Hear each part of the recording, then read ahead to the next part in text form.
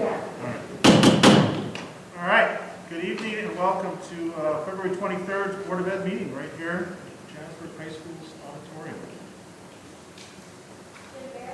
Here. Here. Here.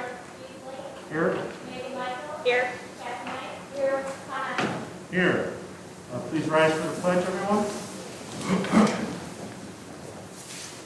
I pledge allegiance to the flag of the United States of America and to the republic for which it stands, one nation, under God, indivisible, with liberty and justice for all.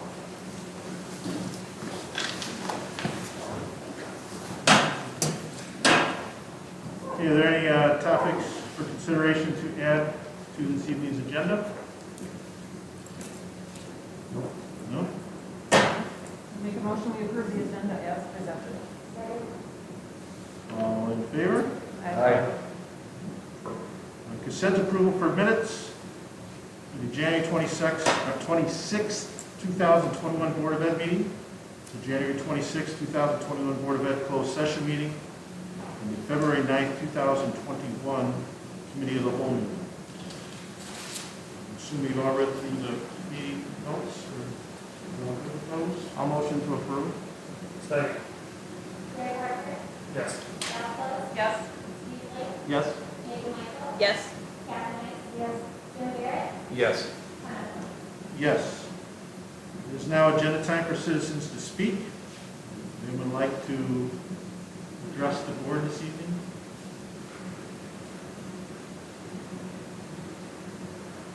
Okay, then we'll go to the bills. Annie?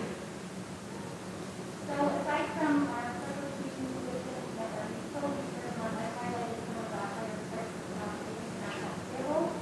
This includes the payments for our one-third of the doctor's proposal funds, other portions of the out of the football, the accounting athletics, or athletic activity account.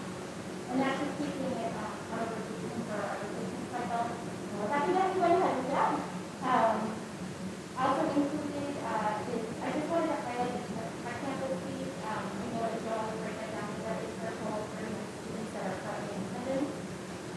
Also included is the bill from Overdrive, which is something was implemented earlier in the fall, and that is for the Sora online library system. It was $2,500 startup fee per building. We'll never have to pay that startup fee again, and we'll always have what we've already purchased. So it's just adding on to the library service system. And then the last thing I wanted to highlight is actually two things. The final pro company that was for the equipment in the weight room that are going to be completed. And then lastly is the website tractor sales, which is for the simulator, which all are already delivered to the customer. Do we have questions for Annie at all? We need a motion to pay those bills. Yes. Yes. Yes. Yes. Yes. Yes. We have some reports from advisory committees. First, we have the Johnsburg High School Parent Advisory. Mr. Shelton. Yes, last week, what is showing, about 17 folks. Top three things we already discussed, the simulator, which is cool. It's probably not that the Perkins money. And we also discussed the extracurriculars that are starting to ramp up, and we'll use the word smoosh for like time in regards to schedules, right? We're trying to get everything in. And how we had our spectator policy start off with the parents, and immediately after a game or two experience that before, because we can do that very safely, with the room we have. And also, we talked about the SAT and the PSAT happening in April, and how depending on how many students we're able to have in a particular area. We know the SAT has to happen on Tuesday, April 13th, but on the PSAT, we've got, we can have flexibility depending on what we have available, so we may need to have those students take that test on a particular day, and we said we keep everybody informed, because as we go, we sometimes get notified late in the game when it comes to what we do as far as Thank you, Kevin. PTO, Bridget, you have an update for us? Thank you. PTO met last month and talked about some of their new fundraisers that they're going to be doing this year. The big one will be a readathon, and that is going to cover all 4 buildings. It'll start actually next week, and it'll go most of the month of March. It's basically, it's like the traditional dump ropes and, running things, but right on my own. They're still working out some details regarding mother-son polling, and tonight actually is a Canada Express night. Next month is polling on the 23rd. They've got a cupcake kit thing going. They had a daughter dance, it's been canceled, but they're doing some other kind of thing, get salty spots all through. And they're still trying to work out some details on putting together a trivia night at some point, maybe in the summer. So that's it. Thank you, Bridget. Dr. Johnson, we have an update from you on the JEPF. All right, Diane? Sure. Pretty simple meeting. We had some conversations about doing some events, and we are planning to go ahead with our golf tournament in fall. October, not October, but August or September, so we're working. Seeing what dates will work and getting some venue reservations and things like that. Very nice. I think that was it. All right, thank you, everyone. We move on to informational items. First, we have a COVID-19 update and an update on our district's hybrid plan. Yeah, so while Amy gets that set up, we can do have the building principals here, so they'll walk you through it. What's happening in the building, but I just have a couple of things to go through while Amy gets set up. And I'll be happy to, when the building principals are done, we'll have a conversation or answer any other questions. But as you know, cases continue to drop, not only in the COVID region, in the county, locally, so things are moving along well. There are conversations today with the health department, and that trend seems to be continuing on, which is nice. Our district COVID data continues to show that our mitigation strategies are working well. We've had 0 cases straight back to the school. Since we returned to hybrid, we've only had 3 students that were positive while attending school, so that was good to be able to have only 3. And I think Amber, you said that we've had 0 in the past 2 weeks, so it's gone well. I do want to take this opportunity to take a special thank you to our families and our staff. They have been doing a great job as it relates to the self-reporting and the symptom checking in the morning. So that's good. And our staff has been doing a fantastic job as well, making sure that they're reminding kids to stay on top of it. Our dashboard gets updated every Monday. Once again, this week we've had 0 positive cases this week. We have in quarantine, we only have 2 staff members, and 11 students in quarantine in the whole district. Our families have been, our nurses have commented that our families have been very cooperative over the past few weeks, so that's been great. We're forthcoming, so we're looking forward to that. Sorry to jump in. Is that 11 as of right this minute? Right now, 11 are quarantined. A quick update on vaccines. We were just, actually, this is what we want to call breaking news, but we were notified yesterday afternoon that we do have a date for our 2nd dosage. But as the board knows, our first dosage took place on February 11th. That went better than anticipated. Approximately 80% of the staff, according to my survey, was vaccinated, which is outstanding. Our 2nd dosage is confirmed to be March the 11th. That will be a Thursday. We're going to send an email to our families tomorrow with some information I'll tell you about here in just a second. Times are going to be a little bit different. Last time the vaccination clinic was 2 days. We will once again be going to Woodstock North High School. But last time they were able to do over 2 days, and so the northern part of the county every school district had a time slot. This time, the health department and the school districts that are involved only do it on one day, so we're doing everybody in the northern part of the county on March 11th, and everybody in the southern part of the county on March 11th. So the times for the vaccinations will be somewhere between 7:30 in the morning and 7:30 at night. The information that I'm going to send to the families is that Thursday, March 11th will be an asynchronous learning day. We'll let our staff know that. That gives our staff the opportunity to be able to get out and get vaccinated, hopefully for some understanding, which we get. And then March 12th, that's a Friday.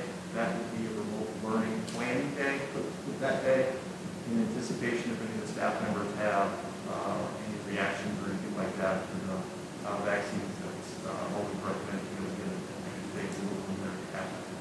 So we're planning on getting that information out to our families tomorrow, so that way they're notified.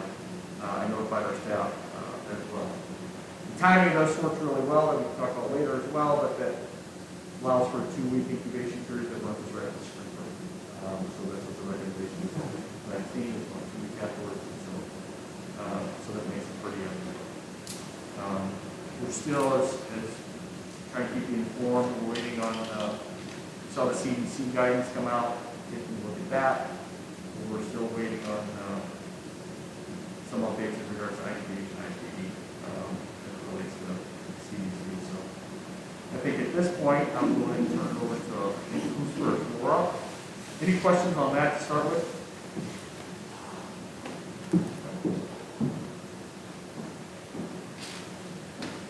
Good evening, it's February. All right, so attendance-wise, everyone's been very excited to welcome back kindergarten to the building. We have welcomed our Tier 3 and Tier 2 students from TSS back in the building based on availability of spots, as well as our students with them.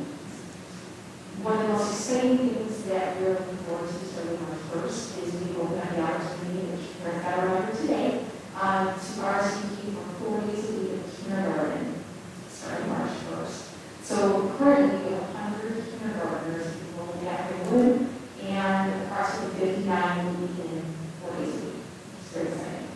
Instructionally, we have an opportunity to share what we are doing with the certificate instructional coaches. It is a really good opportunity for us in the district and for them to collaborate and share ideas and having hybrid and remote and in person learning better for everybody. So we are continuing to work on that relationship and share ideas.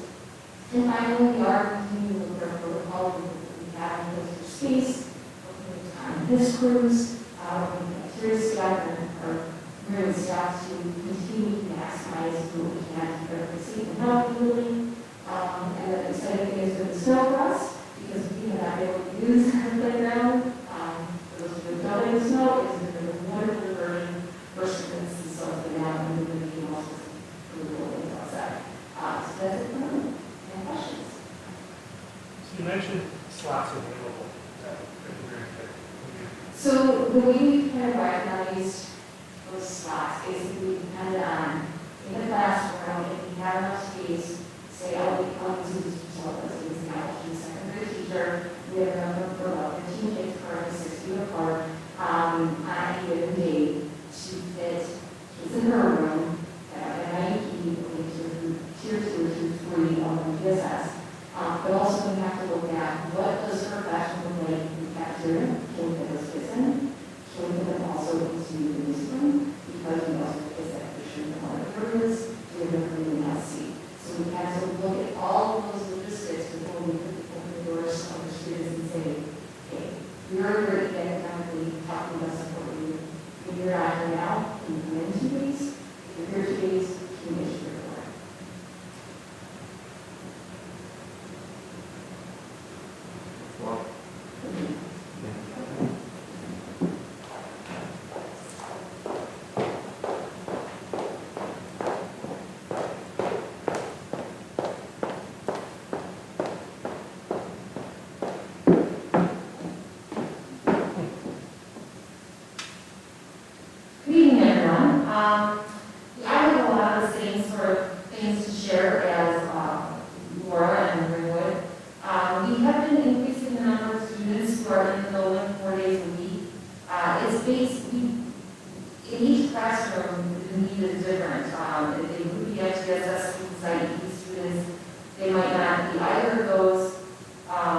DLL, there's all kinds of things. But there could be other extenuating circumstances.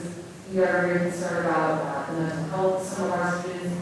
And again, we always have to start with space. So we start with how many desks can we get in that classroom at 15, or 6 feet apart, and then, go from there. We can look at A days and B days. Sometimes we can add kids on one day, not the other.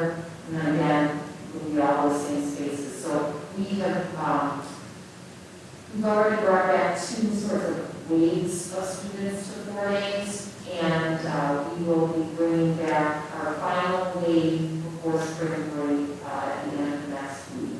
And I think we'll be bringing back between 10 and 15 students for this final group. So, and then we're pretty close to being maxed out in each classroom at the 6 feet distance. Let's see. We are working with families to find out if, we have students who are not participating remotely, what can we do to support them?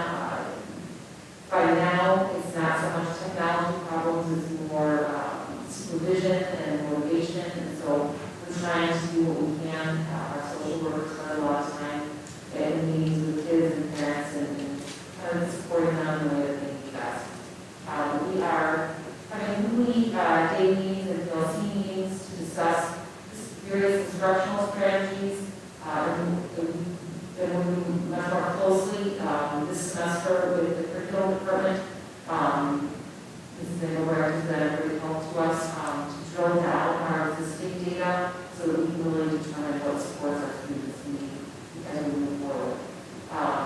We feel like we're doing the best we can as far as, and the students have been really, really great. If I see kids with their masks down, I just have to, remind them, wear our masks over their nose, kids, when they're crying, they just put them back up.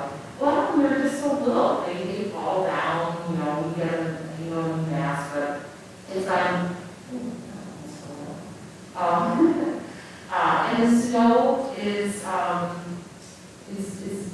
good and bad, at Jess, we have that hill right now with the melting, it's fantastic, it's slushy.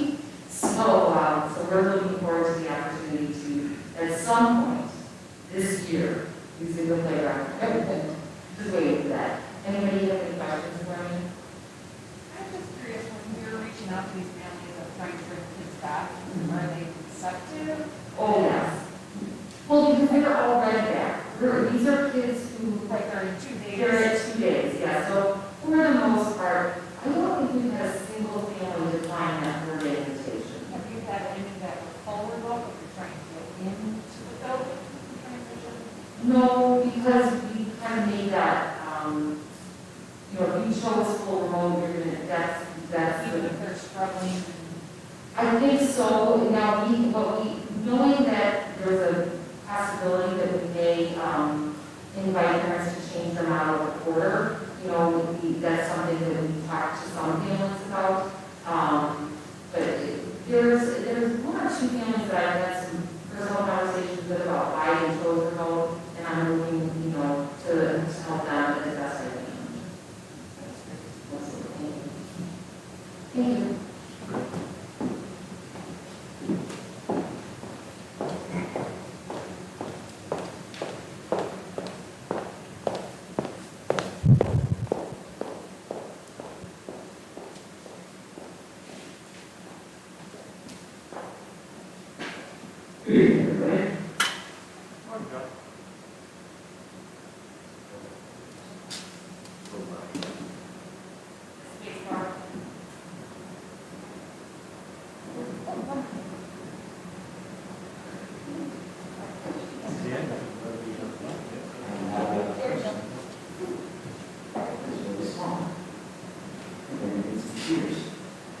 All right, so the big thing that I'm going to focus on, which everybody else is focused on as well, is attendance. So after we had our students back in hybrid for a couple of weeks, we were counting on mitigation strategies. We added students from our STEP program, which is a largely self-contained class with emotional disabilities back to 4 days a week. And that was on January 25th. And then after we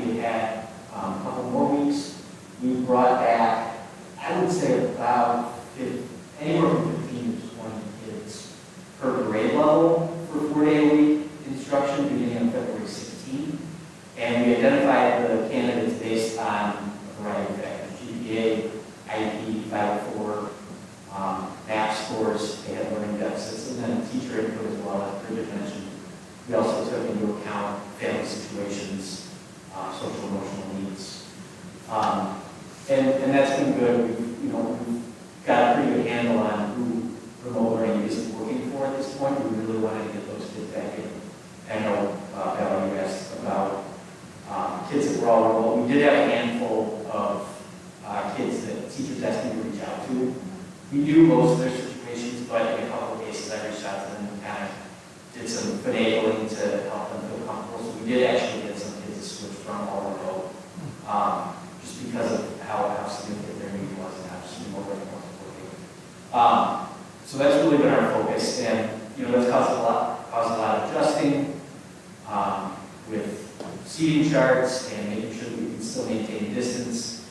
We only have 1 or 2 classes where we have an overflow room, so we basically can get 16 or 17 kids in a classroom, and just because of how their schedules work out, we have a handful of classes where that's over our capacity in that class, so we'll have a second room where they're at, but they're able to be in front of their instructor for reading and math, which is obviously our primary focus right now, because that's what we measure with math tests.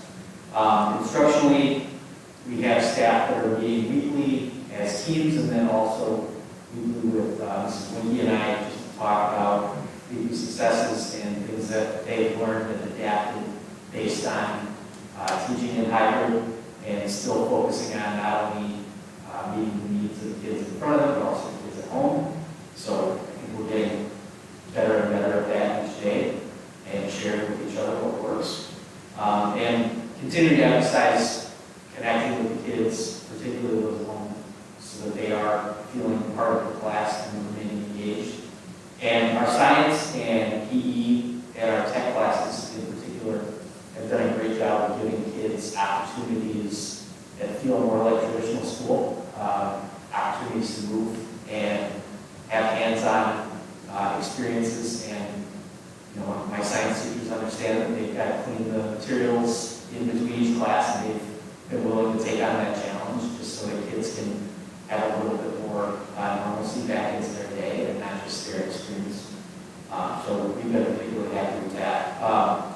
For our protocols, this also relates to attendance. One of the biggest barriers to bringing back large groups of kids is what happens with our lunches, because we can only have a max of 50 in a space, and so our cafeteria holds 48 students, and then you add in the lunch supervisors, and it was a challenge to figure out where the kids were going to eat, because we also don't want to take up our gym spaces, because it's one of the few opportunities the kids have to move throughout the day. So our custodians have worked with us, and we have what looked like what my parents had growing up, TV trays that fold out and can fold back up, and so we pop those out just for lunches for any of our groups that are over 50. And you could still add a few more kids lunch-wise, but in our classrooms, it's getting pretty tight. And we're constantly reminding kids of the mitigation strategy that they've been really good about following them, staying to the right, using the hand sanitizer, filling in and filling out, maintaining distancing for the most part. They're all pretty happy to see each other, so they need probably the most reminders about distancing.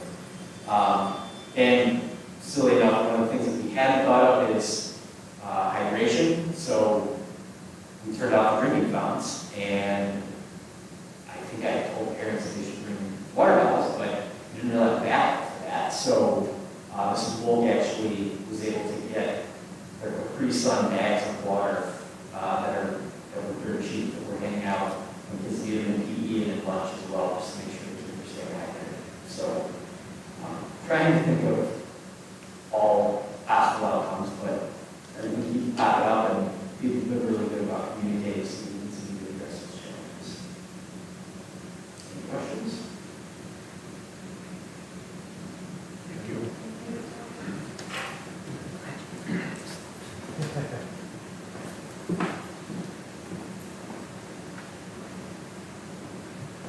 I want to repeat what everybody else has said in regards to bringing students back, and we continue to do the same. Our student assistance team, as our counselors, social workers, administrators, and teachers, and we meet weekly to look at the same qualifications that my colleagues have mentioned, as well as those kids that are struggling. Trying to get students in more at the high school level. Some students really like to stay home. home more, and so we are having a little bit of a struggle even with parents and administration agree that, hey, this is a good idea. Sometimes the student is the one that's maybe trying to get them to buy in, that coming in 4 days a week is surprisingly more of a challenge than we anticipated in regards to that, but we continue to plug away. We have opened up our parking to sophomores that can drive. They're pretty excited about that. And one of my colleagues are excited about the snow. For me, it just stresses me out because we've got people driving, and so we've got kids pulling in. But I'm really impressed with not only our students, but our drivers and instructors. God bless Mr. Lesniak and Mr. Bennett as they, the timing of the snow has always been interesting. That it usually happens in the morning, and so they've done a wonderful job of continuing to give our kids that opportunity. And Wayne, particularly, has been able to still bring in students, give them the permit tests and things of that nature using social distancing. So I continue to be really impressed with our teachers and finding different ways in the content areas to reach out and make different things available to kids and continue to plug away. Again, as the one school that really is involved with extracurriculars right now, I continue to be grateful for the people we have in place, finding ways to not only get kids involved, but allow parents to come in and be spectators. And again, we continue to navigate as I've said before, the smooshing of seasons together and figuring that all out. So we're continuing to, honestly, every week is an adaptation for us on all levels of instruction, extracurriculars, and whatever comes our way. And we've got some great teams in place to help us get through that. More questions coming in for us? Thank you.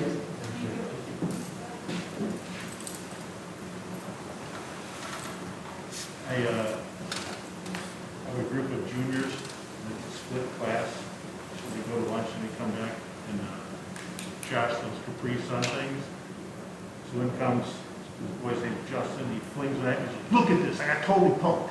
And they catch this, look what's Capri Sun, and they all come in, they're just outraged. They thought they were getting a Capri Sun, and it was just water.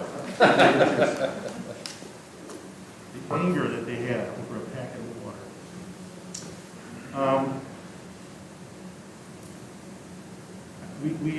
The board, we asked Dr. Johnson, you and your team, if you guys could look at the logistics and the legal aspects, feasibility of returning the students full-time. Have you dug into that? If you have, like, where are you guys at with that? Can we give an update on that? Absolutely.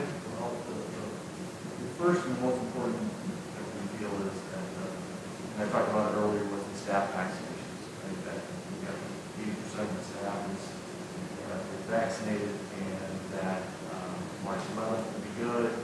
And then you notice I talked about how 2 weeks after that is right around spring break, so that's why you're talking about the vaccine is effective at that point in time for being hearing. So everything that we're looking and discussing and planning for in the future to be able to potentially do and bring kids back full time is looking after, like immediately after spring break, after that timeline, that gives that vaccination time to be able to play out, which I think everybody understands. I think it's important to note too, as we look at that, that if that's the direction, if that's the path that we continue to move on, it really kind of ends the hybrid model, and then you have your two choices between your fully in students and then your remote students. And so that would be the direction again. It would be nearly impossible for us to have to be able to actually do this. So you've heard them talk repeatedly about it, and the biggest challenge or one of the biggest challenges that we face is the 6 feet. And so I think it's important to be transparent with the community, the board, that bringing all the students back cannot maintain that 6 feet in the classroom. It's a challenge every school district has. I've had conversations every day with superintendents, and you'll see in the newspapers that some schools are coming back and some aren't, and I think it all has, it's almost like a mathematical equation anymore, because it's how many kids do you have in remote, and how many kids are coming back in person, and then how big are your rooms, and then you put all that together. So there's a lot of that logistics going on. But for us, the emphasis is pretty clear that you're not going to be able to stay 6 feet apart in relationship to that. So We will continue our other mitigation strategies fully, of course. We are looking at desk dividers or desk protectors for everybody's desk to be able to be used to replace, but because we can't do 6 feet, we will be able to keep 6 feet and we will use those in place of that as an extra layer of protection.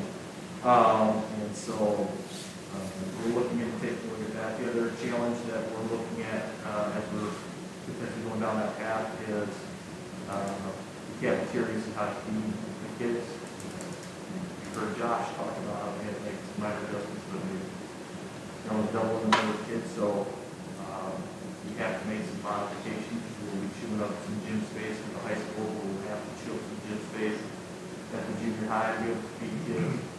I don't think, Bridget, I don't think you need to chew up gym space. If we get 6 lunches and no more in our conversations, we'll get different group, a little different group we're going to utilize them as well. So the challenge of feeding kids will be there. We're still working on the These guys talk about the puzzle that they've been working on. Well, now I got something for another puzzle piece for doing another puzzle. But like I said, we're working on doing and continuing all the mitigation factors that have proven effective. And so we're continuing to march down that path as we do that. Like I said, I think it's important to note that wait until after that second vaccine, wait for that new time period. Timing is pretty good because it's beginning of the fourth quarter.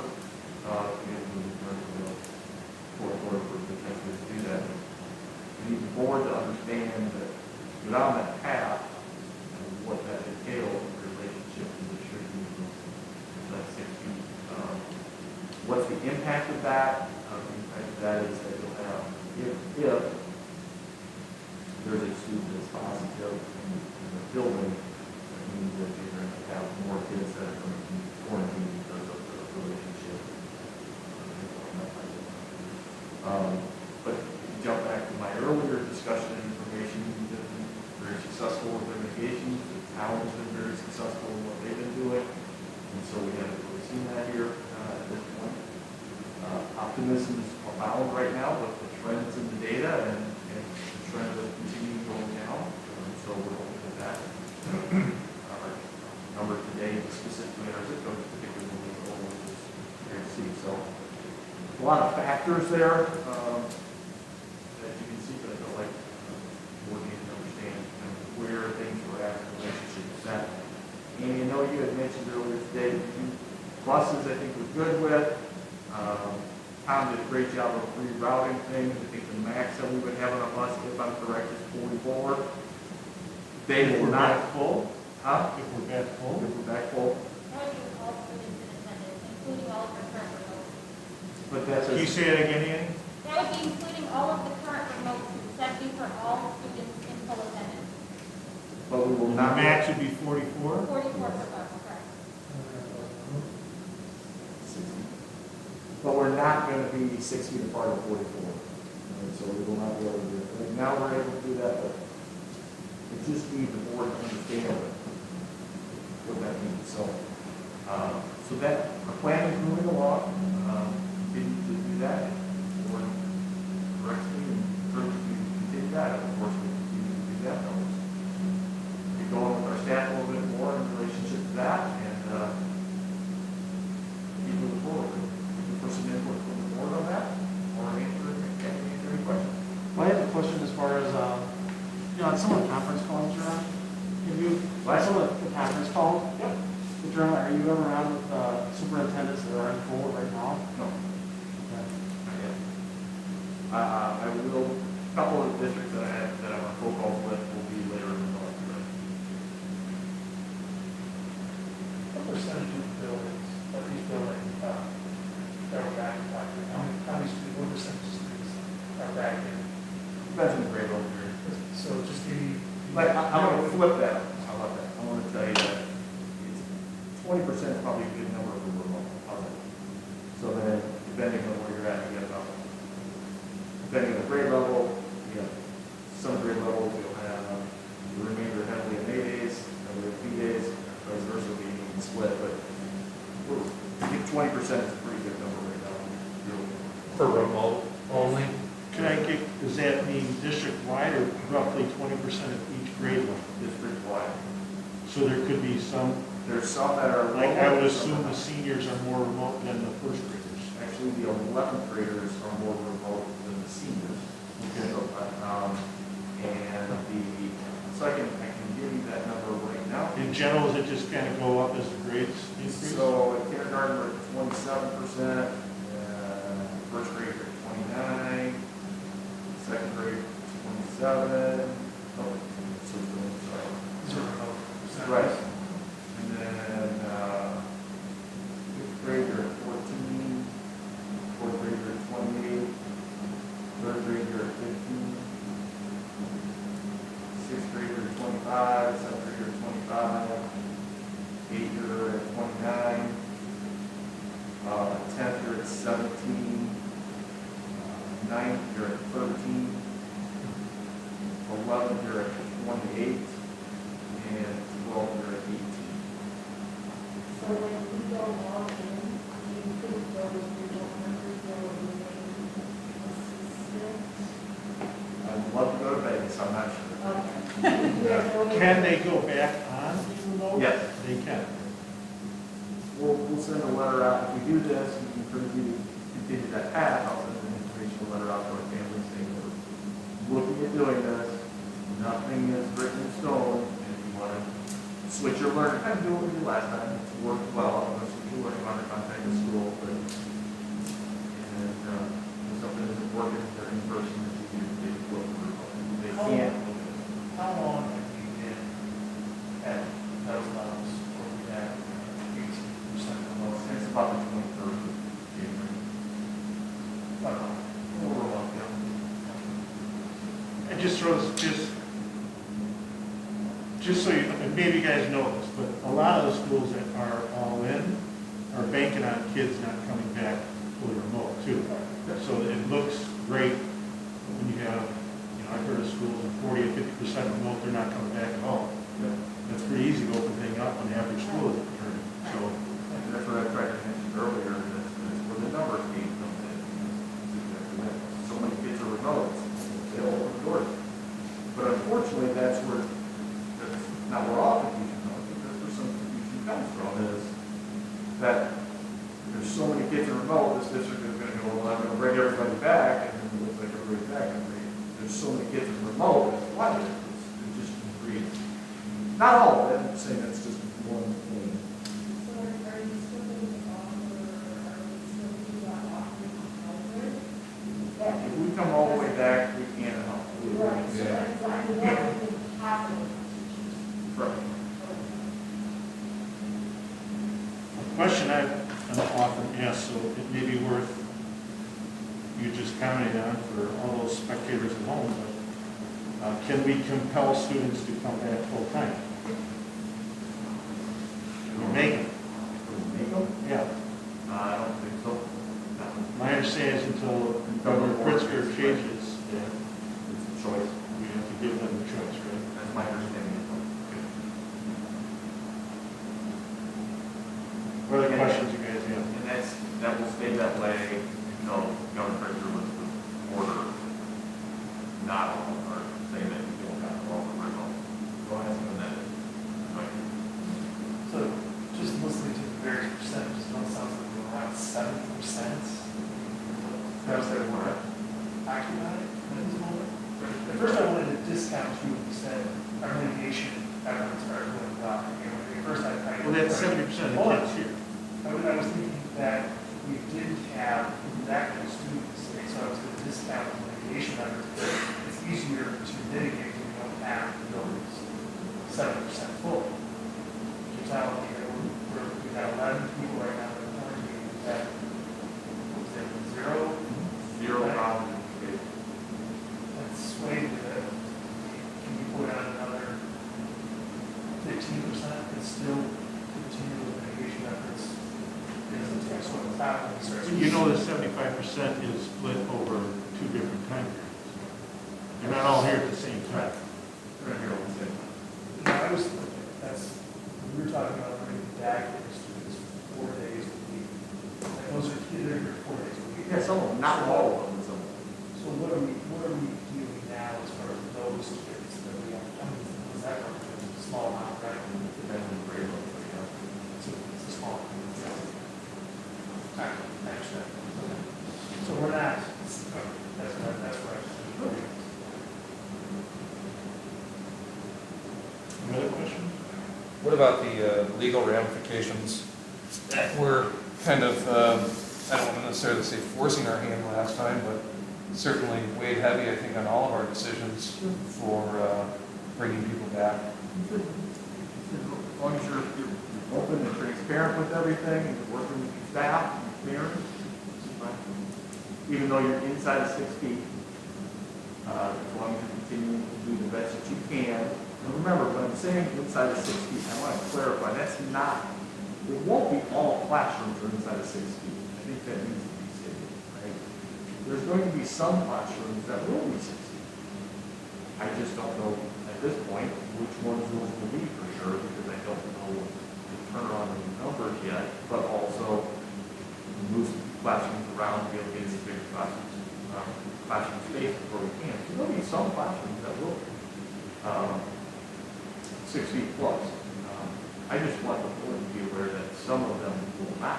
Some of them will be around 4 feet, I think a couple will be 3, but in general, it's 4 or 5 feet. But back to your question, as long as we're doing 6 feet to the greatest extent possible, that's the key. And we will continue to do that in the cafeteria. We're going to continue to do that in waiting for bathrooms, best we can always, but at some point in time, we can't do it. So we have to do it. I'm glad you said that to the greatest extent possible, because that's the big shift, of course, That's- language-wise with Yeah. legal issues. That's kind of where I wanted to make sure that people who are either listening at home or people in attendance here, there has been a shift. You know, where before it was very strict on 6 feet or more. And now they're saying 6 feet or the best you can do, essentially. So that's where that change goes. Because before, when we were trying to make these decisions, you know, as a group, I had a real hard time trying to say yes to come back to full time with that stipulation. But now, knowing that from a legal standpoint, it takes some of the ease off, it certainly puts me in a better position to understand it. So, Well, I think the other thing to think about that doesn't get enough, it gets a lot of media time now, but it doesn't make the connection back to schools with the lower the rates, the lower the community spread, right? The community spread is down, and it complements our town, it complements our community. Because of that, we're able to have this conversation. If we're not in the, you know, I think our COVID region today was 4.0 of Iowa Lake County, and just McHenry itself was 5.5 on positivity, where our 7-day rolling average is 5.3, right? If those numbers are higher, we're not having this conversation because it's the community spread is too much, right? Sure. Because of the fact that those are down and continuing to trend down, like I mentioned earlier, like the health department says, I think we're continuing to trend in the right direction. Right, and so it's that combination of both is the key thing. So. Now, in terms of your planning, and trying to get, you know, a little more numbers around it, are you planning on doing another survey of some sort, or? We're going to do what we did last time in the past, where we'll send a letter out to families that'll, you know, eventually they'll get something out to families, they'll say, you know what, explain, right? We're going to potentially look at going back. We can do this, and you need to know that we're not getting 6 feet. That's okay, then your high rate can go to low. So that if not, then contact our schools. That's kind of the work well for it. So,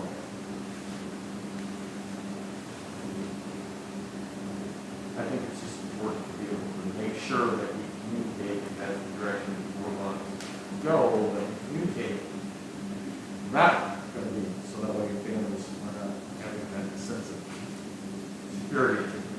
and so if we do go to this option, and We don't let's. have to make that call tonight, right? We just say keep looking into it. No, yeah, I know, I just have questions, that's all, that's all. So, if we do get to this option, okay, and we do go back full-time.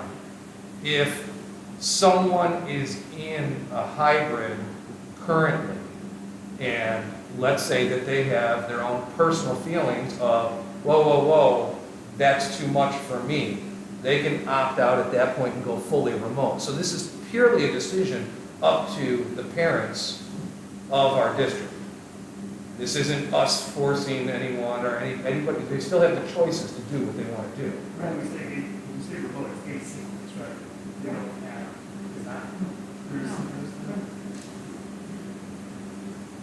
And really tonight, it's just more, you get the direction, and like, go in that direction, well, and then we would revisit it up with the next meeting, maybe the 16th. That would be at that time, you would change those. We've always done that, right? Take one meeting, discuss, and couple back, think about it, then make the decision the next one. The next one, you go with the direction you want to go. I just, the direction from the board is the important part, because it takes a little bit to be able to do all that. Like turning on, so it says like, turning a cruise ship in a canal. It gets a 37-point turn. Now, in terms of staff, have you gotten, I don't know if you had preliminary discussions with anyone, or I'm understanding that they're getting the vaccine, 80% of them. Depends on who you're talking to. We all out? You know, if I get this direction tonight, so you gotta keep going with it, then there'll be more, right? There'll be more. You know, this seems to be the direction more wants to go, and the game wants to go, so.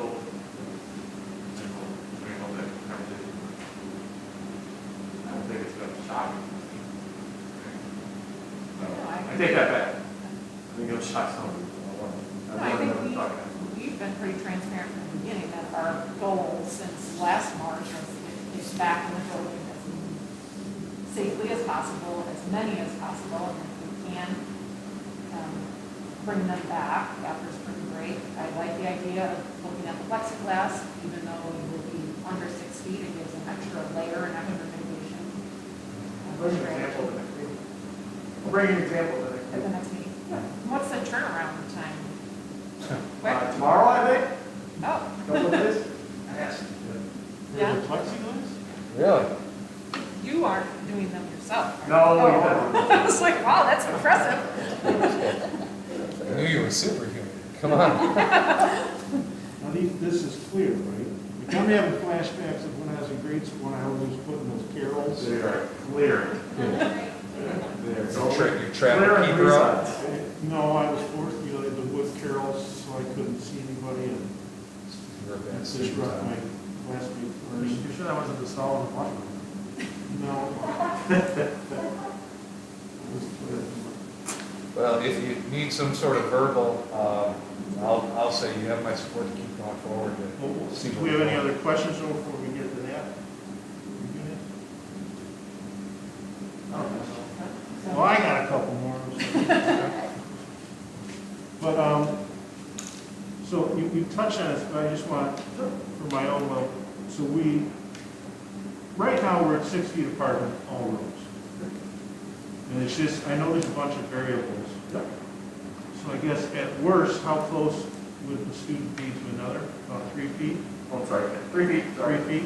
Yeah. Okay, and that, that's, is it I'm gonna turn and look, but at I- a certain, is it a particular school? That's what I was just gonna do. I think it's primarily at, I know you're 4 or 5, Laura. I think 3 is primarily at your place, Kevin, if I'm correct. Josh, you got a couple of rooms where we were talking about moving those, so you're 4 or 5. Yeah. No? Yeah. So it's a Bigger body, bigger, little more spaces. It's a smattering. Okay. Steve asked the vaccines question. Thank you. Kudos to those guys for continuing to do that. I know they love it when they see an email or call from me. I mean, it's not really a game, but thank you. Either Tom or Annie on busing, could you remind us what measures have been taken to protect our drivers?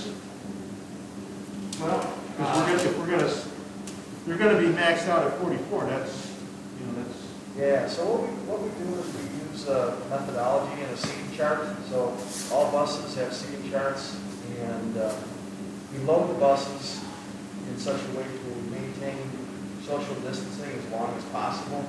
We seat siblings together. When we get to a point where we can't maintain the social distance, the same stops or sit in adjacent seats. We keep space, away from the driver as long as possible. It's worked pretty well. We do have instances, of course, when we load to where we can't maintain that 6 feet, but we work with the time factor, and we may only have that situation for 5 minutes. So, our drivers, they design a seating chart based on that methodology, and it's worked out pretty well. And remind everyone what the time factor is, please. So that's, you want it to be under 15 minutes, cumulative. So that's our goal for, to be within the 6 feet. So we've had, just in what we had to look into with, suspected cases, I would say maybe 1 out of 4, has an issue. The other ones, either there's nobody around or we didn't meet the time factor, and it's, no need to progress on. Isn't it right now true that even though we have 70% of students in school, the busing is way down percentage more parents are dropping off? Yes, the parents driving the students is way up. We've seen about a 20% reduction in ridership. And you still have to have windows open in the buses? Yep, front windows are open, rear windows are open, first 2, last 2, and then we do our roof hatches as well as the temperature. Like today, you saw a lot of buses with hatches open, but at minimum, it's the first 2 and the last 2 on the sides. Yes, sir. Go back to the comment you made about how there's only a very small percentage that are maybe 5 minutes next to each other where they're. Yeah, so we'll have, If I'm on the bus for 20 minutes, how am I only not exposed to those? exactly. So, for example, let's say it's an inbound route, and we load that bus socially distant as much as possible. So we'll start out, we'll load a student in the back, and we'll load one in the middle, one in the front. We try to maintain that 6 feet. On a bus, it's pretty easy because the windows are 2 feet on center, so you leave 2 seats in between, and you're good. What will happen is, as you're loading that bus, you're socially distant, but you're getting closer to the school, so that last maybe 5 minutes of the route, that's when you'll have the students that aren't able to be socially distant. So what we do is we just have the minimum amount of time if we're going to be within that 6 feet. And the drivers have been great with their seating charts and designing that. They also, transportation, we've got a lot of transportation requests for students that don't ride every day, ride very infrequently, but they want to have that there just in case. And our drivers know that, and they plan the seating charts accordingly. So that helps us as well. Jerry, if I can add on to that, as of right now, we only have maybe 20 kids max on a bus. Say that again.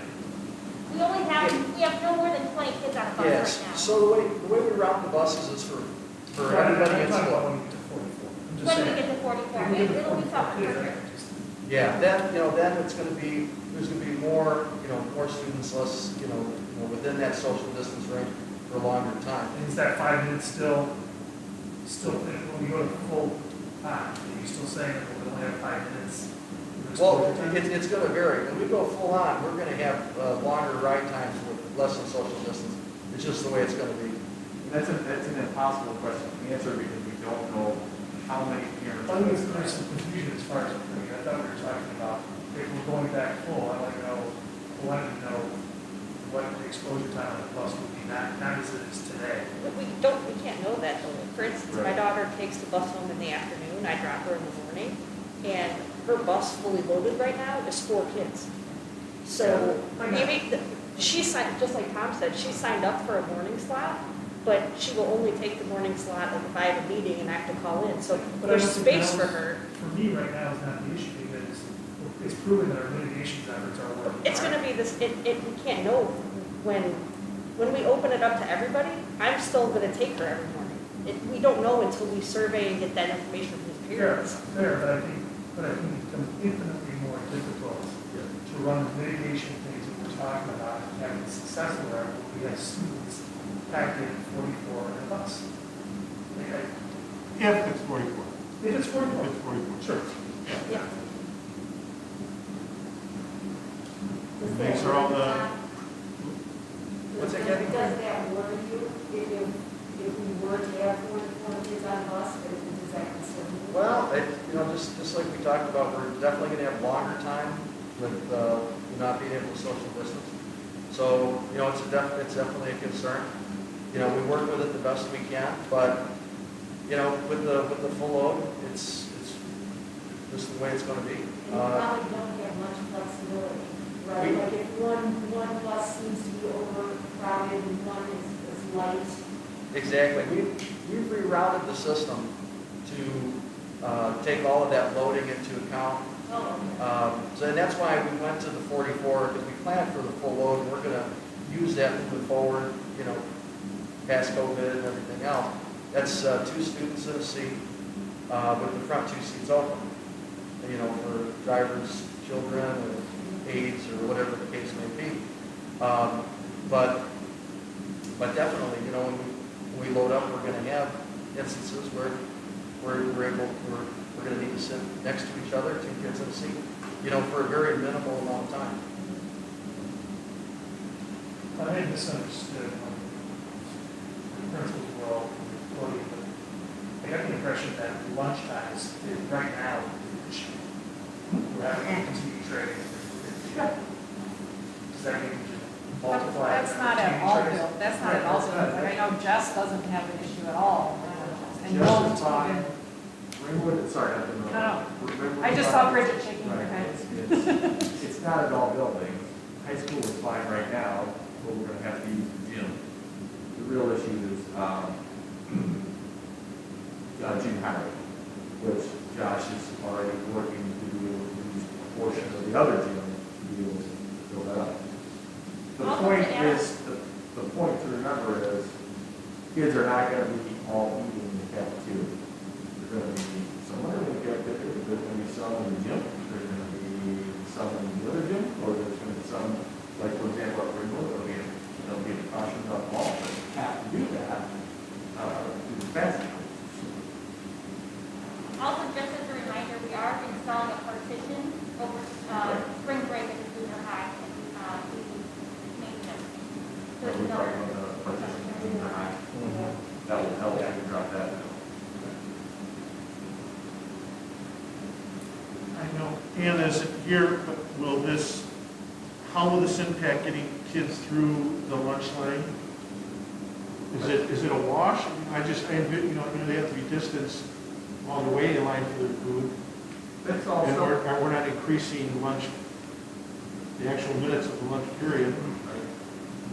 I know we're getting the weeds on this, but is there things that are going to weigh in on me? we don't see it as an issue right now. But like I said, it's February 23rd. The direction is if the board wants to, they can't keep going with that. Those are the more, as you get down now into those weeds, to go, okay, then this is where the planning needs to continue. I can't stress enough that people can't walk out of here going, hey, we're all back in after February. That is not the case. I can't stress that enough. People at home, we can't stress that enough. We're trying to tell that we're planning on potentially, possibly doing that, but we have to get through all of that.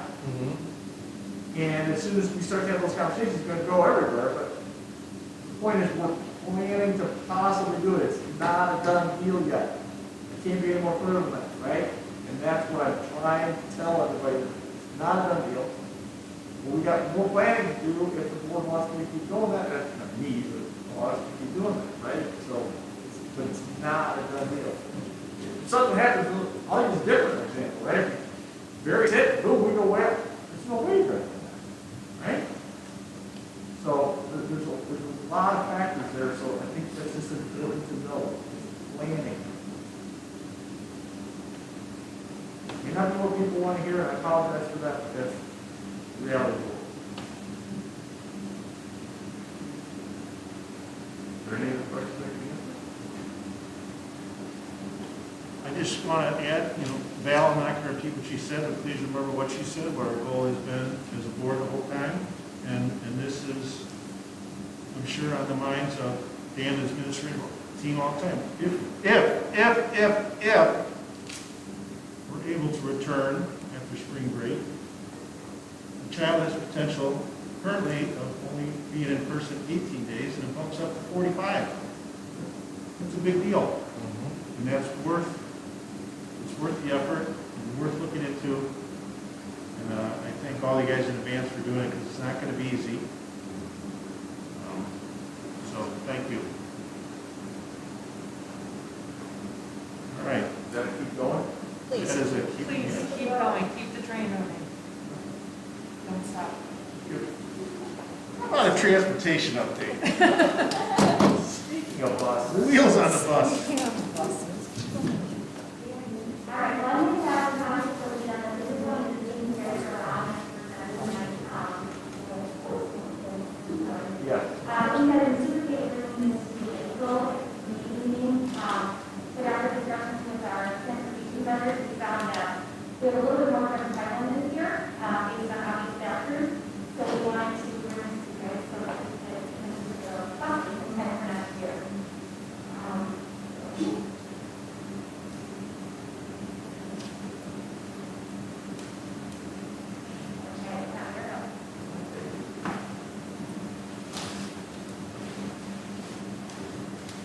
All right, transportation updates.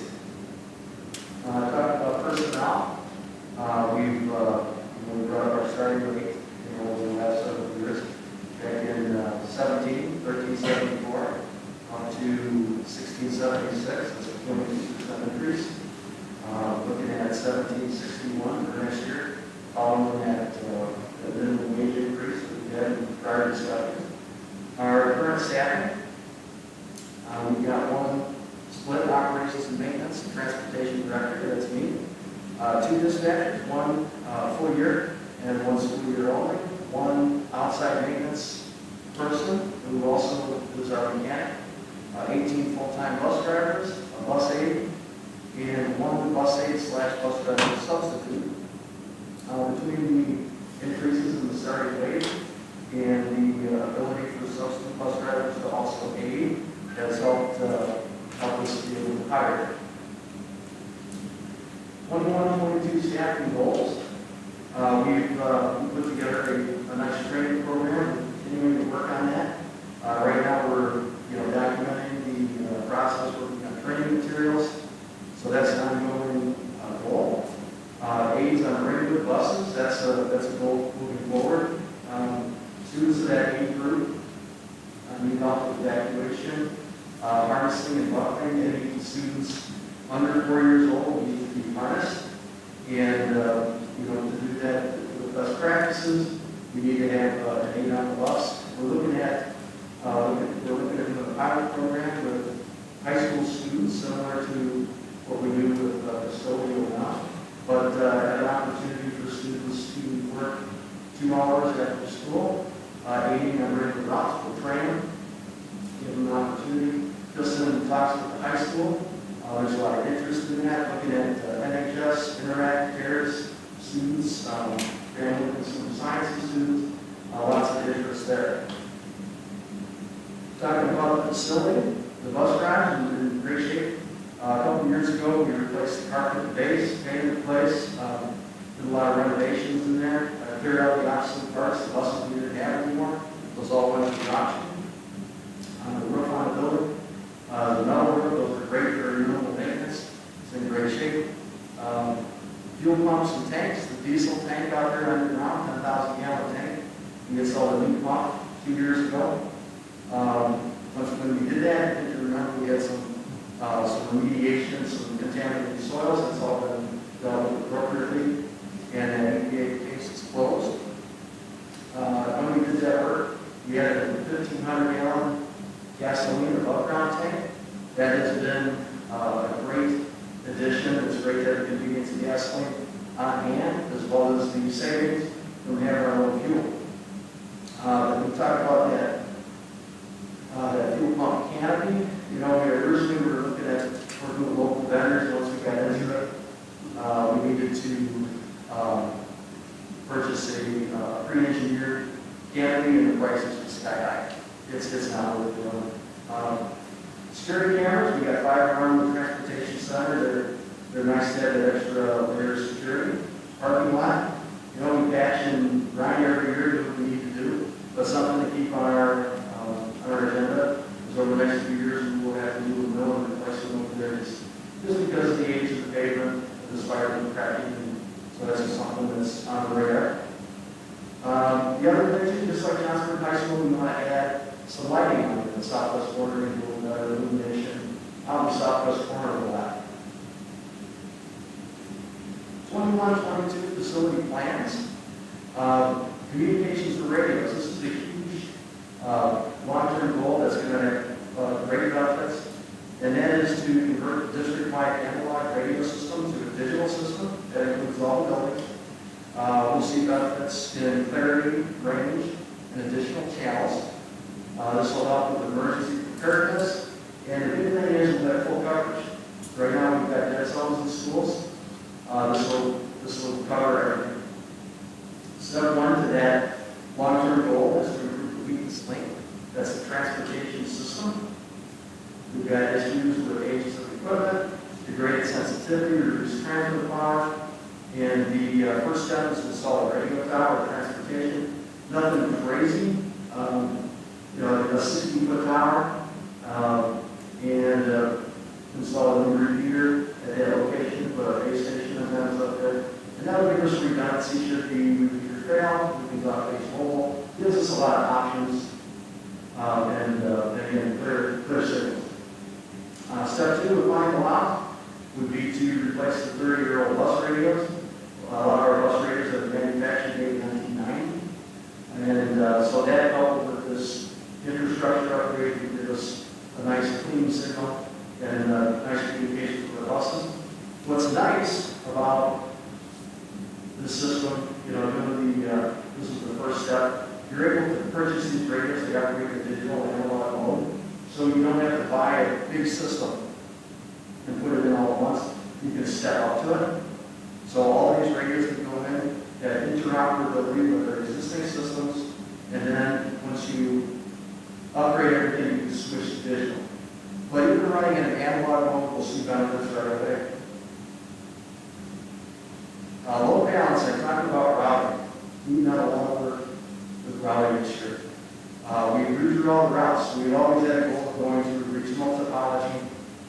And what that means is just keeping the routes from overlapping, keeping buses in the same area.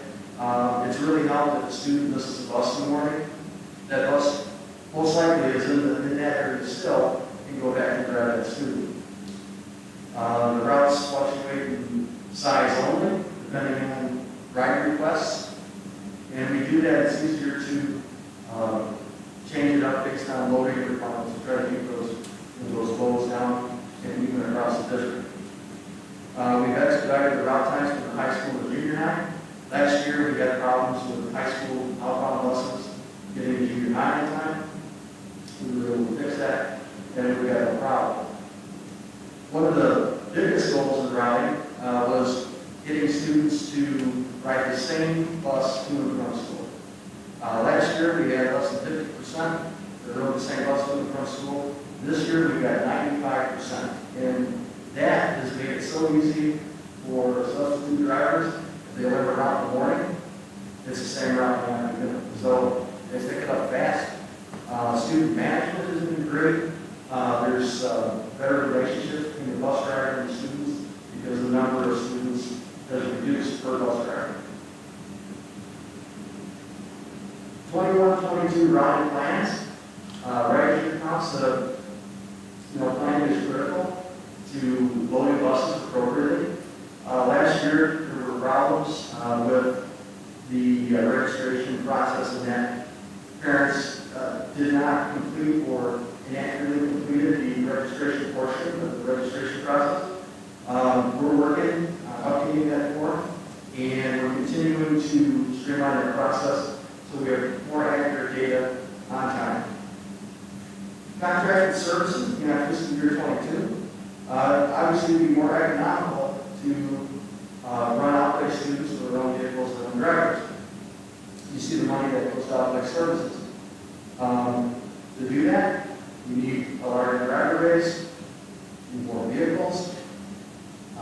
They don't, those routes run at the same time as our in-house routes, so that's why we need more drivers. And so we need to work to increase the driver pool first, and then that is our goal to take back those services.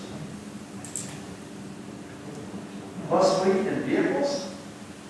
So currently we have 28 buses in the fleet. We've got 21 that are leased with Midwest Transit. We own 7 buses.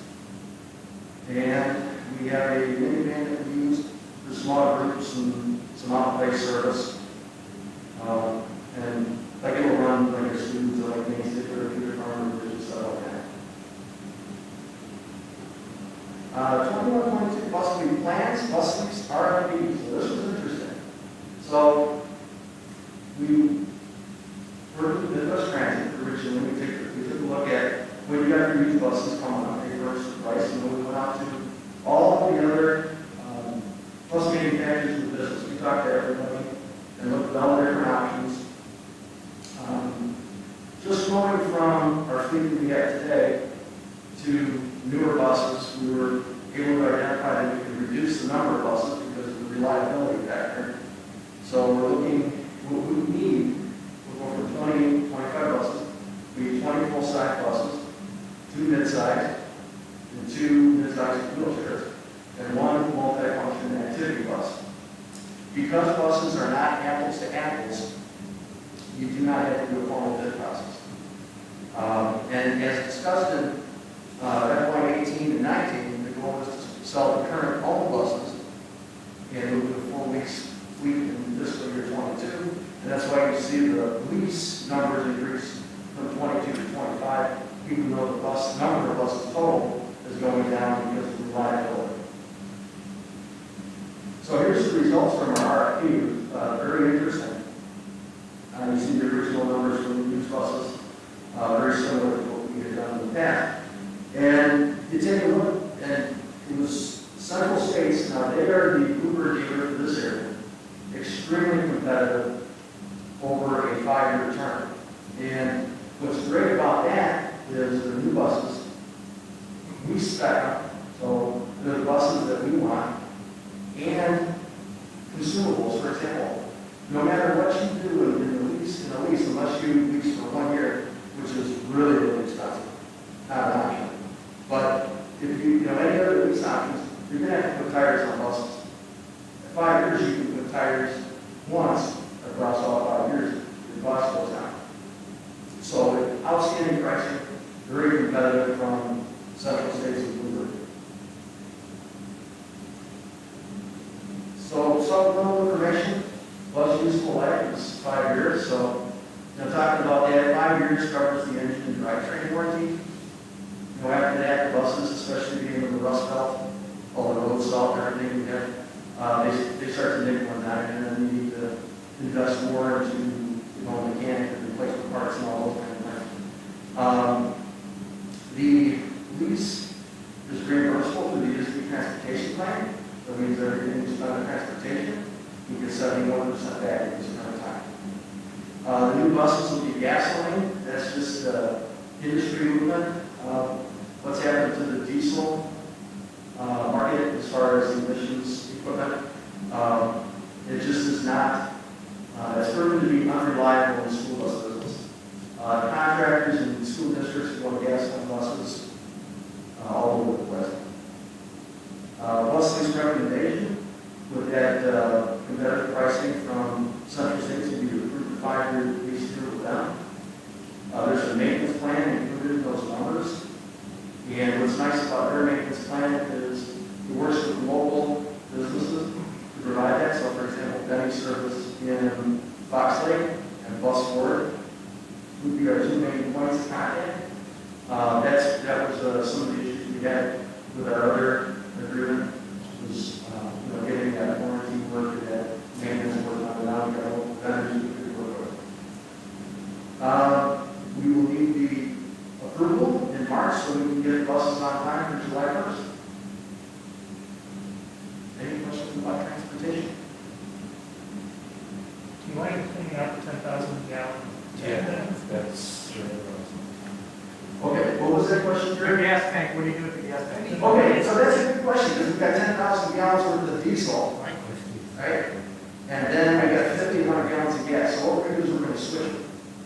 Which, it sounds more advanced than it really is. It, literally, I called our fuel vendor, and it's gonna be, bring out an empty tanker, and we're gonna fill one, and first we'll run it down as low as possible, run it over minimal fuel, diesel. We want to get that diesel down to under 1,500 gallons in another ground tank. And then what we'll do is we'll pump the gas out into this empty tanker. Or it'll be a tanker that's properly loaded with enough room to get that gas in there. And we'll just fuel the gas tank with the diesel. And literally, once that tank's empty, the waste is what's in the hose. So you end up wasting maybe 20 gallons worth of fuel. It's not bad. And then what we'll do is we'll work with safety cleaners on when they're rid of that contaminated product. But it's not a big deal. And actually, we'll take advantage of this when we do the switch over. We'll have safety cleaner there anyways. We've got some water at the bottom of that diesel tank, just nature of beast. So we'll take this opportunity to clean that out, and so we'll leave a better quality fuel. You just throw a match down there and let it burn. It's quick, right? So yeah, it really is, like when I called it fuel vendor, it was no big deal. Upgrade the nozzle. We do have to switch the nozzles, so diesel's got the larger nozzle and the lighter hose. So we'll have to do a little swapping, but no big deal. We maintain all of that equipment, but we'll just switch it out. The pumps are compatible with diesel and gas, so we don't have to change anything there. Excellent question. Should have had the canopy, Jerry. Any other questions about transportation? Well, you have no buses that come over radios, so the radios that you're buying, you put in these buses. Yes, so the radios, we own the radios. So yes, we put in the lease buses, and that's why this would actually be the perfect storm. And because the Central States is very aggressive. They want our business. There's things that nickel and dime you when you lease buses. And it's like, seat belts. Okay. Well, now you got new buses, and now you got to get certain seat belts that are compatible with those buses. You buy them after the fact, and there's a big cost to that. What we did is when we talked with them with these numbers, we negotiated the quantity we need in seat belts. Those are already included. So, and another example is radios. We've already negotiated into those numbers, and it was no additional cost. But, and as well as the seat belts, no additional cost. This is just to get our business. Installation of the radios. So, normally, you'd have to get a radio service so much bus to do the switch over, put your equipment, put it in. They're going to do it and deliver our buses. I'm literally going to give them a box of radios. They're going to furnish the antennas that are getting installed. Bring our buses ready to go. So it's like I say, they're extremely competitive and they really want to do this. And that was one of the things we really looked at is what are we missing? What's the nickel and dime us? And we cover the races. Any other questions? All right, thank you very much. I don't expect an answer, I'm just doing simple math, and you're renting a bus for $250 a month. How do they, it just surprises me how they make money. They can't rent a car from Davis. It's like a resale. Yeah, they buy them down. It's interesting, they've got it figured out to a science. It's fun to talk to these guys because these buses, we're able to spec them, so we're going to get blue seats and they're great for us. Like, we're going to get, a black hood for any player, all this stuff. But there's certain things because they know they're in market. They're going to go to Kansas or Missouri, so they're compatible with that spec, which means they get some extra stuff. Is the seats, they'll be flame resistant, retardant seats. That's not what we got now. There's a lot of upgrades, but they know that these buses are going to Missouri, where those are required. So they figured out the ranking, like you say, the sale at the end of the 5 years, they've already got their stuff figured out. Pretty interesting.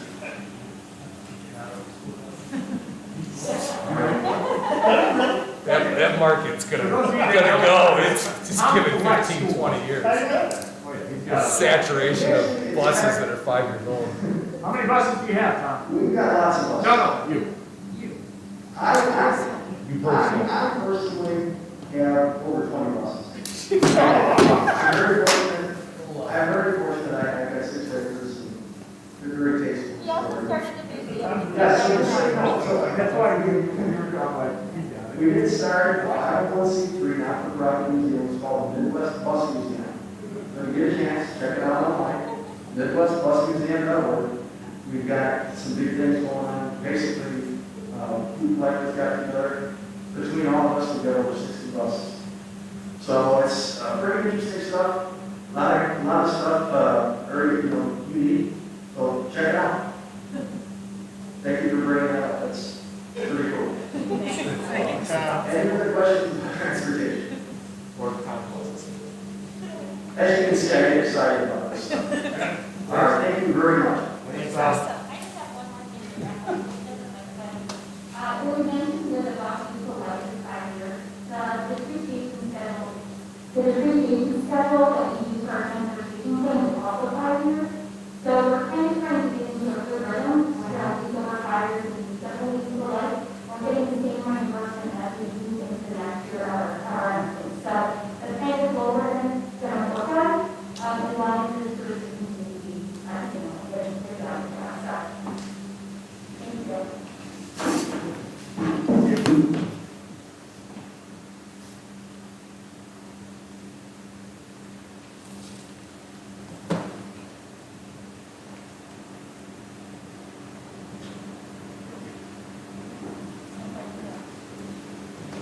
Andy, what do you have on the Freedom of Information Act? We have our quarterly smart trip here, fully requested all the purchasing records for the last quarter, which we complied with. And then the second one was from the Illinois Preparedness Teachers Association requesting the needs and trying to get information for our police oversight. That was complied with as well. Thank you. Now we have a couple of action items. First, we have solicitation of bids for the junior high roof. Someone like to make a motion for that? Make a motion. Second. Yes. Yes. Yes. Yes. Yes. Yes. Then we have the non-athletics and athletics stipends. I make a motion to pay those people. Second. Yes. Yes. Yes. Yes. Yes. Yes.